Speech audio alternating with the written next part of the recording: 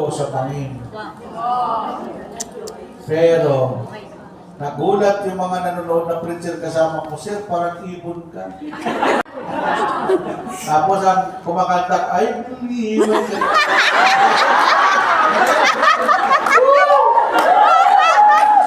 Kasi hindi mo kalalim ng bagay na yun. Tapos, nakasabit ako sa puno ng kahoy, isa ng kahoy. Ito pag hinulog ka, bulusok, yan hindi. Yung pagkahulog ko parang ibon na. Grabe. Kaya ba? Divine protection. Ulit yung isang divine protection. Ha? Sa Vito Cruz, binangga ako ng kotse. Ang kotse ang nasira ako.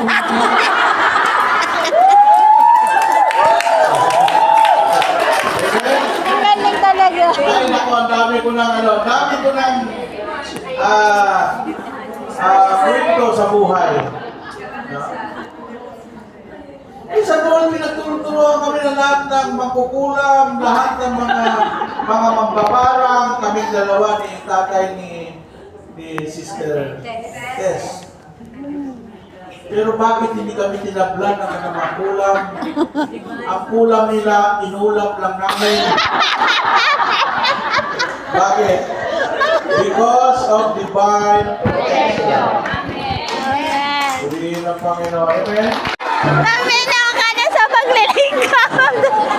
Ay, ay, tumino ka na. Tumino ka na. Tumino ka na. Wala yung Sister Cindy, Sister Tess. Walang kahit bumi. Masarap kaya maglingkod sa Panginoon. Bukod na sa spiritual reward, pati financial reward. Ha? Ang daming amin sa financial. Divine protection. Ha?